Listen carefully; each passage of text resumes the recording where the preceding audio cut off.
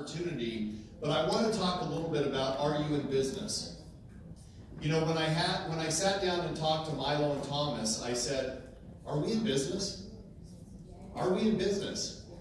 What are we doing about our business, and how are we helping others achieve success in this business? And if we treat it like we just have a lot of customers and we're selling product, that's okay.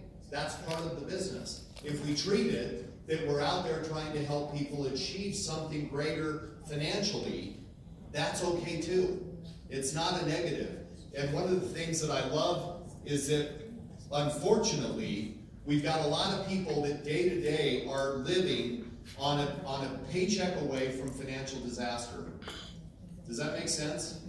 There are so many people, the research from the Federal Reserve found that 4 in 10 people, or Americans at least, couldn't afford a $400 emergency. 22% said they would expect to forego payments on some of their bills if they ran into a financial emergency. So why are we so afraid to talk about the business? Why are we so afraid to have the conversation? We shouldn't be. As a matter of fact, 78% of the US workers are living paycheck to paycheck. 40% of the Japanese people are living paycheck to paycheck. The number's still not great at 40%. It's horrible at 78%. How do we help people change that? And it's up to us to help people understand that retirement may not be all it's cracked up to be, right? How many of you expect to retire at 65 that are under 65? How many people expect to retire at 70? How many people expect to retire at 75? How many people expect never to retire and have to work the rest of their lives? Well, that's Tom Sr., and I'm telling you, you can't beat him into the office and you can't beat him out of the office. So he expects to work for the rest of his life, and he's actually creating products that will allow him to live until 125, maybe 150. Although if you ask Tom Jr., yeah, if you ask Tom Jr., it's just to antagonize Tom Jr. So we'll see. But we've got an average of 65 years old. It's the average age that people are retiring. Of course, we get into Australia, 62 is the number. Retirement income. These are real numbers that I pulled out of the statistics world. The average person in the United States will retire with $1,412 coming in per month. Not enough. Scary? I think so. Japan, $1,350 US dollars. Europe, I use Germany because I have Arno here today. $2,711 US dollars. Australia, $1,100, $1,100. And then New Zealand is $900. Do you really think that your quality of life is going to be fantastic if you retire with that income? No. So why are we so fearful of talking about the business and supplementing the income and creating a residual income for the future? Why is that so scary to us? People are screaming for it. So, in the world in retirement, 49% of the people said they need financial security to retire well. They said we need it, we have to have it. So almost half the people, 28%, only 28% said that they feel financially secure for their retirement. Only 28% of the world's population. That's not very many people, folks. In the Japanese, they expect to spend only 12 to 17 years in retirement.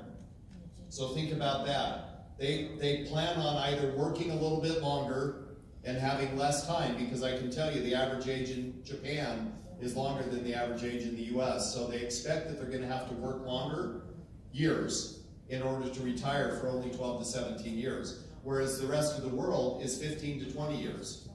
So it's a very different equation, but only by 3 years, okay? So when we talk about the conversations, we've got millennials driving 40% of the financial conversations on Facebook. We had Sophia talk a little bit about trends in the world of social media, but that's where you're seeing a lot of these conversations being generated. Of course, that's in Facebook, where you're seeing a lot of millennials move away from Facebook anyways. Yeah. Then you've got about the majority of the chatter that's on Facebook is by females, not males. Okay? So the females are driving the conversations. More than 60% of all content pertaining to peer-to-peer payments, loans and mortgages, banking, investments, and credit cards is dominated by females. Okay? Pretty big number. Here's the interesting thing. Did you know that men drown at twice the rate as women? Why do you think that is? We swim in the water. We get in the water. That's step one. Whether cold or warm, we get in the water. Basically, it's this. A man will look at a lake and say, I can swim across that lake. Unfortunately, they get halfway over and they go, wow, this is a long ways, and then they realize they're too tired to go any further and they die in the middle of the lake. Women are more emotional. Women will think about it and say, you know what, there's no way I can swim across that lake. I'm not even going to try. Here's the difference. Women think with about 35% emotion-based thought process and decision-making, whereas men are only less than 5%. Okay? Interesting, right? So men are more logical, more rational. We think, oh, we can do it, we're dudes. Whereas women are thinking about it from the perspective of, look, let me think about this. Let me see how I feel. Once I see how I feel, then maybe, but I don't know. That still might not be something I want to do. So we have to think about it from that perspective. Tom Sr. and I have had some of the funniest dialogues over the years because we'll talk about our relationships, right? He has more than I do. But we'll talk about the female world, and I'll say, oh, I'm this or I'm that, and we'll laugh about it because 35% of the emotion. How do you work with an emotional person? It's different. You have to tug at those heartstrings. You have to have those conversations. Jason said it kindly, but I'm a vulnerable person. I don't mind. I'm okay with you knowing what's going on inside my world. I'm actually happy to tell you some of the things that are going on. But I want you to know that we're spending a lot of time, when we talk about the world that we live in, we're spending a lot of time talking to the people, the guys that are going to tell you no. And the women that are going to say, wait a minute, let me think about this. Tell me more. Tell me your story. Help me understand how it works. So if 76% of network marketers are women, who are we talking to? Who's our base of conversation? Studies show that the number of wealthy women in the United States is growing as fast as wealthy men. Okay? In America, 45% of millionaires are women. Is that good? Yeah. I only hear a couple of women. Woohoo! There you go. Of these women, 60% of them earned their own fortunes. They were given nothing to get started. And they went out and entrepreneurial, they went out and sparked up an idea and started building a business. Okay? Estimates show that by 2030, women will control as much as 2/3 of the global wealth. So women, I want you to know, you are driving the business. Right? So, somebody mentioned Laura Bacini earlier. I think it was Jason, or it might have been, it could have been somebody. But anyways, I always have said, if you want to stay busy, follow Laura Bacini around the world. Seriously. There is nobody busier than Laura Bacini, in my opinion. If I said I want to go out for a week or 2 weeks or 3 weeks, as a matter of fact, Milo, I think your entire month of October is filled on a calendar basis by Laura Bacini and her group.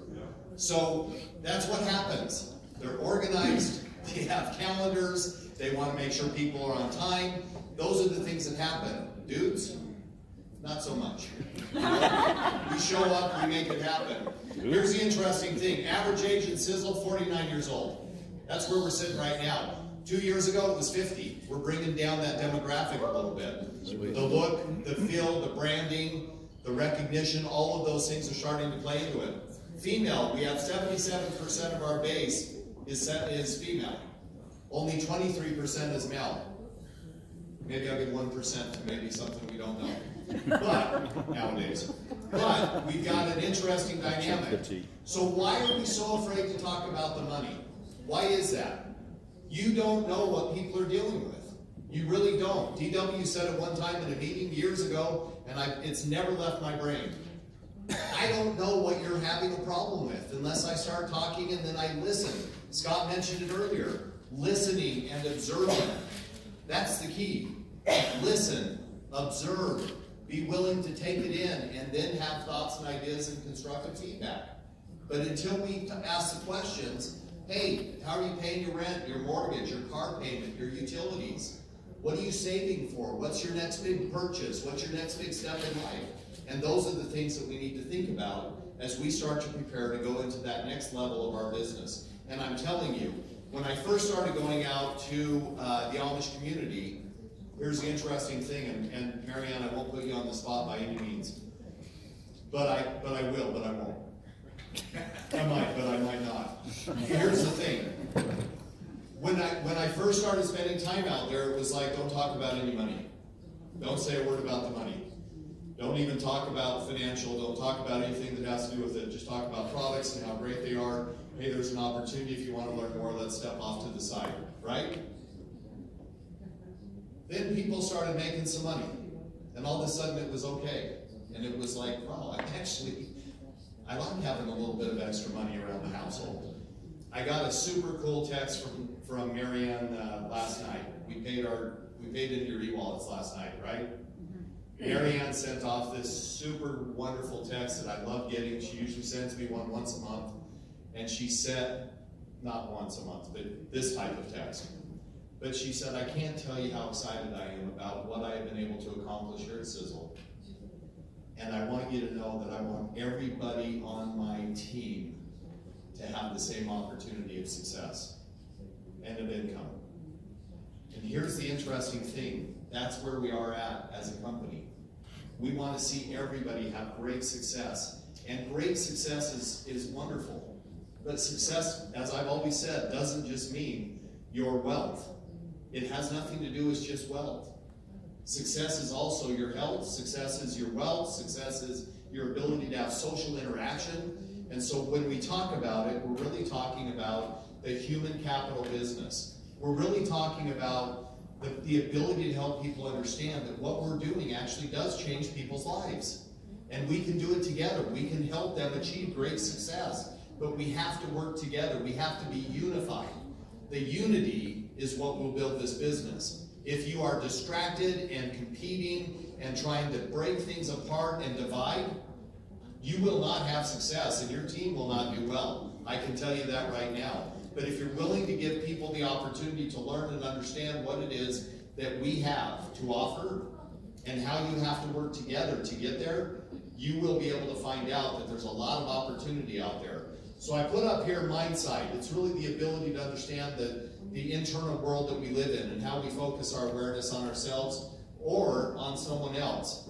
Babies come with the ability to understand and be able to get inside the head and interpret what's going on. When the mom or the dad bend over a baby and they stick their tongue out, and the baby goes, I watched it the other day with Scott Murdoch. Scotty, were you the baby? So I had Scott on my lap, and I was like, but Scott had one of the little babies that came over with the Japanese group, and he was holding it, and he kept on, and the baby would go, and the baby would go, But that's what babies do. They're born inherently to understand what's going on inside the brain. That's the mind side. Then we talk about symmetrical. What is the ability to read and understand the biases that we already have of the successes and the failures in our lives? What are those biases that we have? Because it's usually your limiting factors, by the way. Whatever those limiting factors are, whether we're overconfident, whether we're underconfident, whether there's fear or concern, all of those are parts and pieces that make up our relationship to not only ourselves, but the people around us. And then the cognizance, the sensitivity or awareness to our surroundings. It's understanding what's going on. Have you ever noticed, I remember one time I was in Bangkok, Thailand. And, Scott and I have been over there a number of times. Kuniko's been with me, but we had a person that worked for us at the time, Jeremy Bechtold. And Jeremy and I decided to go out and grab some food one night. I don't think you were there at the time. I think we may have met up later. But anyways, Jeremy and I are walking down a very dark alley on the way back to the corporate apartment. And all of a sudden I noticed that I was walking really almost piggyback on top of Jeremy's back. I was literally walking so close to him because I couldn't really tell what was going on. Dark corners, dark doorways, very dark street. And I said, well, better story. Jeremy finally turns around and he goes, "Dude, what are you doing?" And I said, "Oh, I figured you could get killed first, and then I'll try to see what happens. If you get hurt, then I can run the other way or I can run past the guy, but you'll take them and I'll get on." And Jeremy said, "You're safe. You're okay. You don't have to be worried about it." But there are places that I guarantee each one of us have been in our lifetime where you're not sure about your surroundings, and there's fear and trepidation. But what I want you to know is that with this business, don't be fearful. Don't have trepidation. Don't have concern. Don't hold yourself back. Don't do the things that are going to keep you in those limiting factors that don't allow you to grow and progress. That's really where we're at. So Kuniko said, "Everybody, I want you to take charge. I want you to start now. Take a fresh start. Let's go do it." That's not just for you in Japan. That's for every one of us in this room. Let's recommit. Let's refocus. Let's re-engage in this business. Let's do what we need to do to grow our company, to grow our business. And when I say ours, I'm not talking about mine. I'm talking about yours. Right? So here's what I want you to do. Say it with me.